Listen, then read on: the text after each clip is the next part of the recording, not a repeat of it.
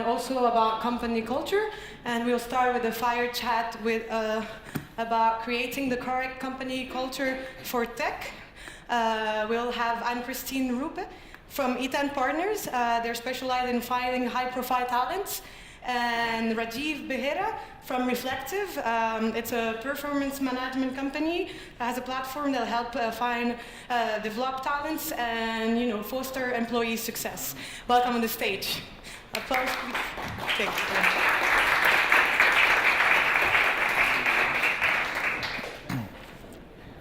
Oh, it's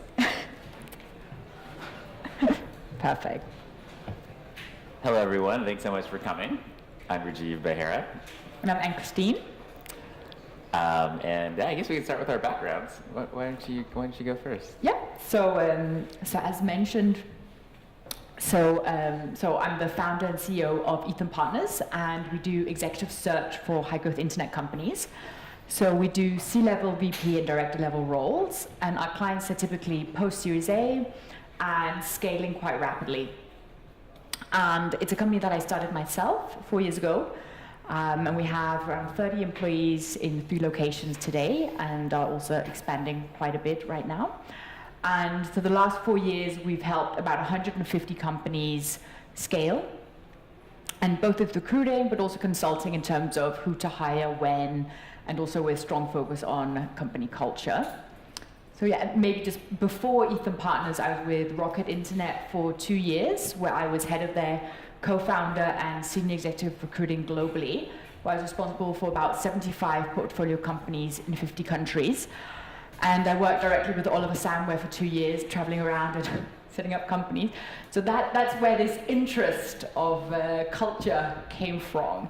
I don't know if everyone's familiar with Rocket, but they definitely have a bit of a reputation in terms of company culture. So I definitely learned a thing or two there about good advice in scaling companies, but also maybe what not to do or what to be aware of in terms of scaling companies, and particularly with focus on culture and employees.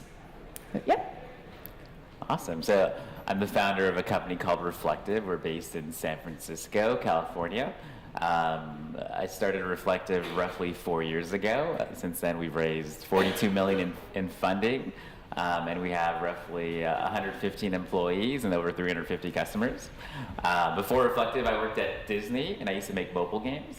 And when I was at Disney, I had roughly 85 people reporting into me, and I had a lot of issues helping my managers manage their people. They were good at task managing, but they weren't good at people managing and building a company culture that engaged employees, so they were motivated to stay and perform well.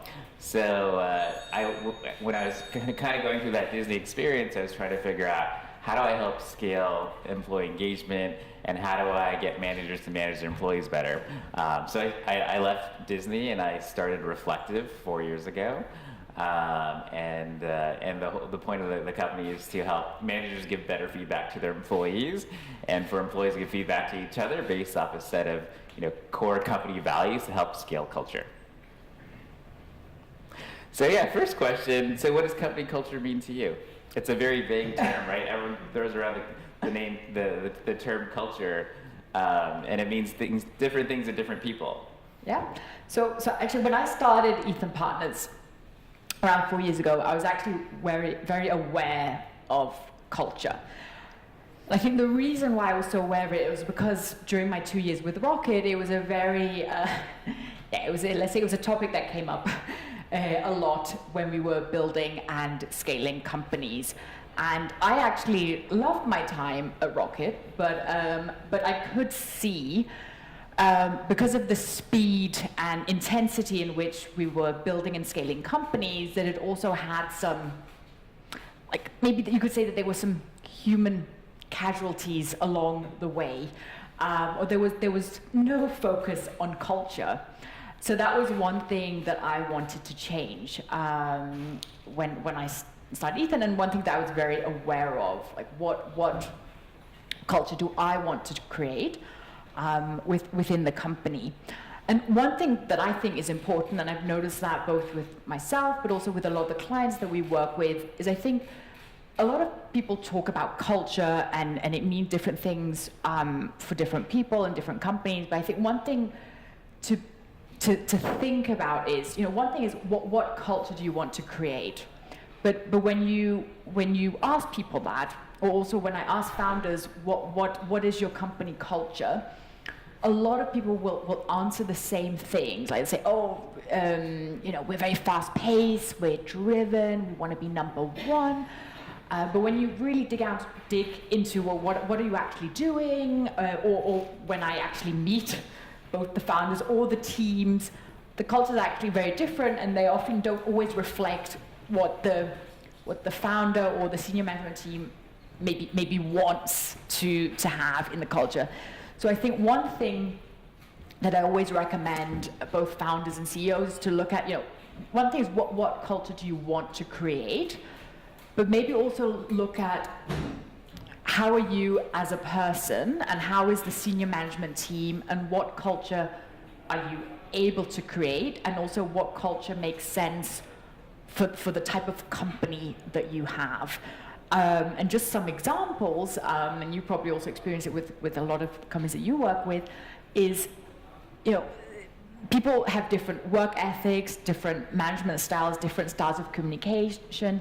Maybe people want, I think a lot of startups, they want to be fast paced, but then if the founders, if they're working 9 to 5, or not even, or traveling a lot and working remotely, and maybe, not always as focused maybe as they should be to really get a company off the ground, then it's very hard for the rest of the team to follow.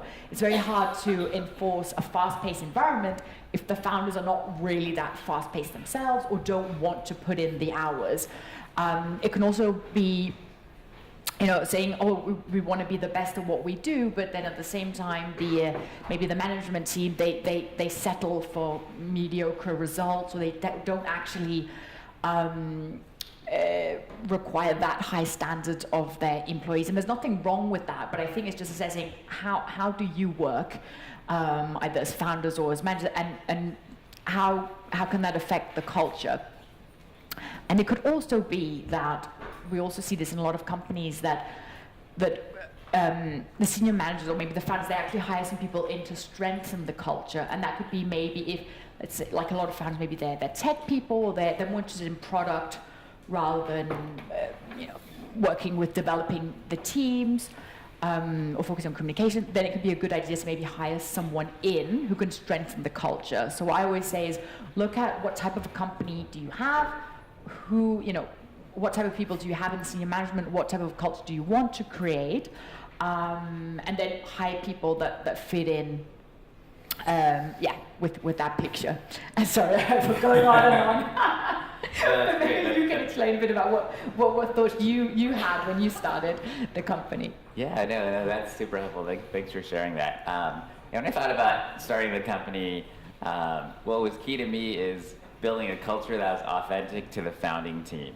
So you think about, every company's different, every company has a different culture, and I could say, okay, I want the culture to be like this, but if it's not how the founding team already acts, then it becomes writing on the wall, and people don't think it's genuine.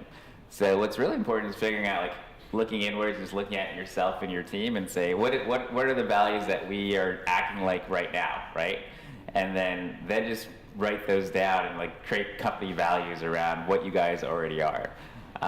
So then, taking that even a step back, when you're looking for your founders, that means finding people who are the correct cultural fit is really, really key, because that founding team then defines the culture for the next level of people that you then hire.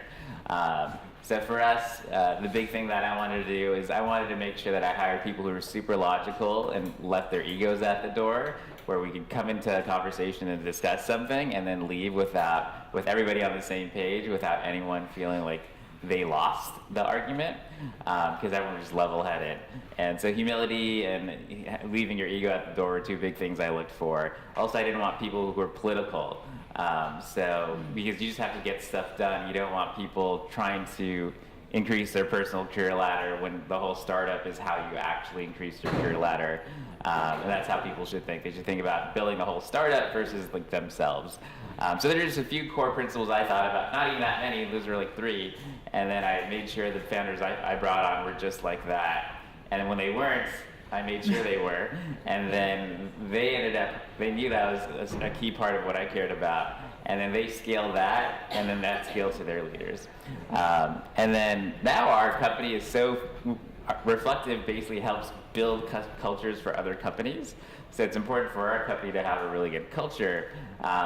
So my people and my managers, they're so strong on making sure that everyone we hire fits the culture.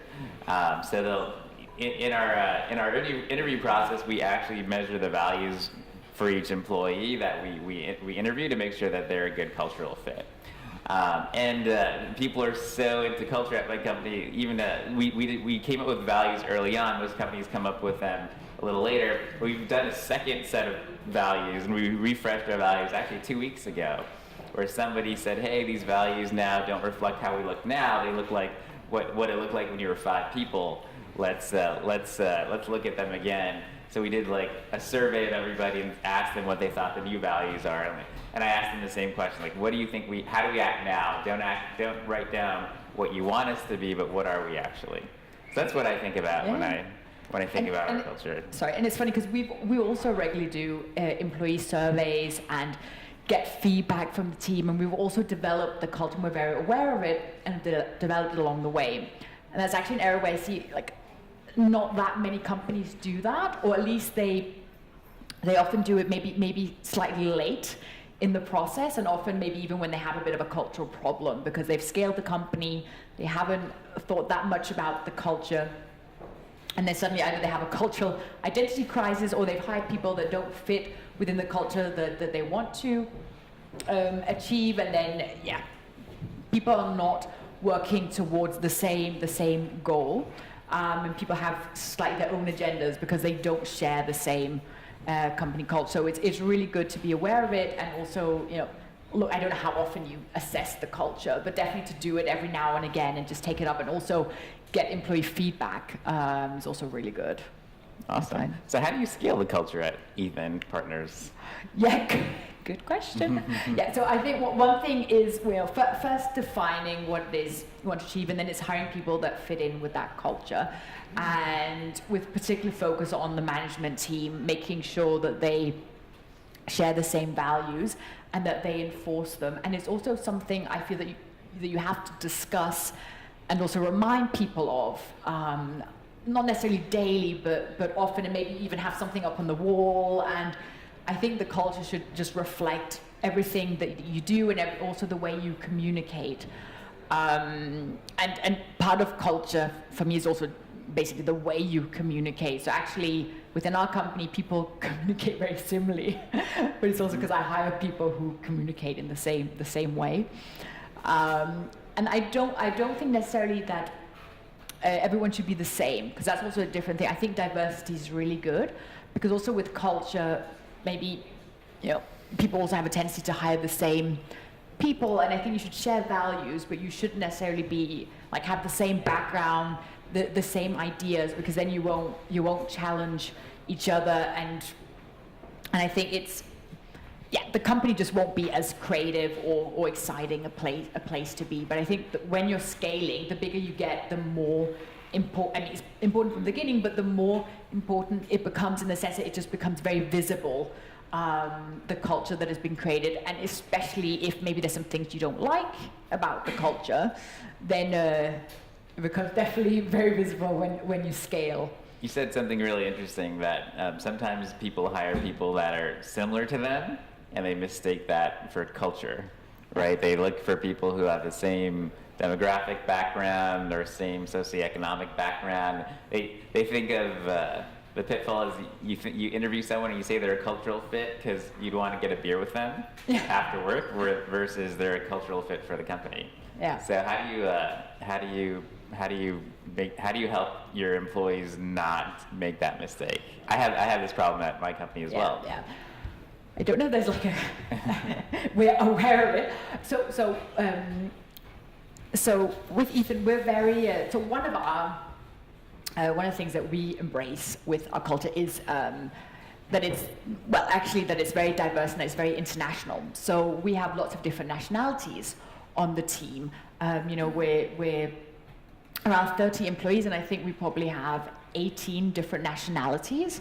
And that's been something that I did intentionally from the beginning, because in a lot of the companies where I worked before, I really liked that it was people from different backgrounds, different cultures, because I think you can challenge each other. And then I'd probably say when we're probably not as different in the terms of, like, we probably have similar backgrounds, to be honest. Like, we've gone to similar business schools and maybe have the same interests, but we come from just, different countries, which actually creates a very international dynamic environment, and you get input from different ways of thinking to solve problems. So it becomes more creative. That's just one way of doing it. I think it's also easy in Europe because you have so many nationalities. It's probably harder in the US. Especially in San Francisco. It's a very kind of, there's a tech dominates San Francisco, so there's a kind of more of a homogenous culture. So you end up seeing groups form that are very similar to each other, which then you end up getting just less diverse thoughts, right? Then everyone agrees because they think the same way, but then no one pokes holes in decision-making processes, so you end up with repeating the same mistakes over and over again because there aren't enough like different critical viewpoints to the discussions. But that I never thought about that. It's probably a lot easier to get more diversity here than it is in San Francisco. And it's something I've been very aware of. I must admit also you have to, again, be aware. I have hired some people who may be a bit too different culturally because I've hired, I was in Asia when I started the company. So I've hired people with all backgrounds and all religions and gender and I think, again, diversity is really good, and I think it's something that should really, that they should be more focused on. But I think people should have the same values. So different backgrounds, but the same values and the same end goal with the company. And also what people's personal objectives with their career, especially management, because sometimes people, they focus more on their own goals rather than the company goals. So how does Ethan Partners help other companies scale their culture? I think it's actually just creating awareness about the culture. And actually, when we often discuss, or when I first meet, it can either be a founder or CEO, or it could also be the investors. And I always ask, what is the culture? What's important for you? What type of profile are you hiring? It's quite a lot of the companies, they haven't really thought about it. They have a quick answer, but again, when you dig it slightly deeper, they haven't really thought about it, and it's not something that has been very that they've focused on in the hiring process. And I think it's particularly when scaling is in the hiring process that you should have a lot of focus on what is the culture you want to create and who are the people, because it's the people that define the culture at the end of the day. So it's focused on hiring the right candidates that fit in with the culture that you want to achieve. So it's just trying to figure out what is their culture. And sometimes I also have to be a bit critical towards the companies, especially if they say that they're, if they say that they're really hardworking, and then I ask what the office hours are, and then it's like, 9 to 6. And then I have to tell them that that's not really hardworking compared to maybe some of the competitors. And there's nothing wrong with that, but it's just I think being aware of the culture and then hiring people that would fit in with the culture. And the most wrong hires that we see, it's seldom that it's because of skill set, it's usually because of culture clash and hiring someone with the wrong company culture. So So I guess the way Reflective does the same thing. Reflective is later on in the software for later on in the employee life cycle, where after they've already been onboarded, how do we get employees to get more feedback? So the way we help companies scale culture is when you give somebody feedback, you tie the feedback to a company value. Because a lot of times companies will come up with values, they'll put them on the wall, and then they'll completely forget what they are. And if you ask most people what are the company values, they don't know what they are. But if you're constantly giving feedback and that feedback is tied to those values, it's a really good way to scale culture. Then everybody knows what's important to the company, and they see it every day, and they're constantly reinforced with those values throughout the week and throughout the year. I think making it part of the culture, making it part of the everyday speak when you talk in front of your companies during your all-hands meetings and everybody's listening to you as the founder or the CEO, making sure you bring up stories where someone went above and beyond and exhibited the company culture while also kind of performing really highly and helping the company in some certain activity, and just making it really clear to everybody that it's important to you as the founder. So I think we're out of time. Yeah, that's perfect. But yeah, thank you so much. Yeah, but thank you. And it's great to see someone who's really thought about company culture when building and scaling the company. Thanks so much, and thanks so much for joining us. Thank you.